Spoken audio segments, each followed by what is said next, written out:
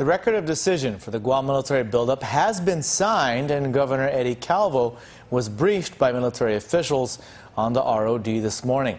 This signing is a major milestone for the buildup, but ultimately the U.S. Congress still has to fund it. This will be the first U.S. Marine base ever built since 1944.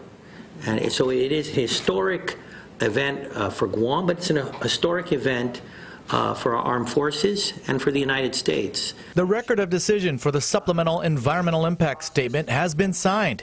However, it's not the first time a record of decision was signed for the buildup. In fact, a previous ROD was signed in an earlier EIS for the original plans for the buildup. The original plans called for 8,000 Marines and 9,000 dependents and the use of Gov Guam and private property. Groups like We Are Guahan protested. A lawsuit was filed, and We Are Guahan and its attorneys won. The buildup plans were revised down to 5,000 Marines, and a firing range moved from Pocket to the Northwest Field. So DOD had to start the NEPA process over again via a supplemental EIS. That process is now over. With the writing or the signing of the record of decision, we move from planning to execution.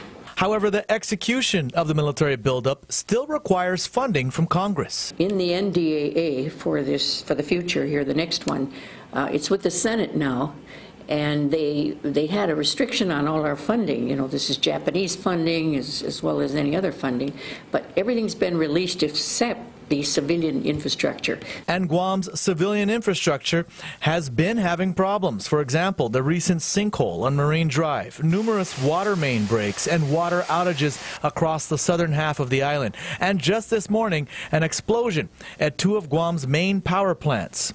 Can Guam's ailing infrastructure handle this boost in population? The governor points out that DOD has committed to giving Gov Guam $173.9 million for improvements to the northern wastewater treatment plant. There's already shown a commitment by the Department of Defense and by Congress to put monies for infrastructure.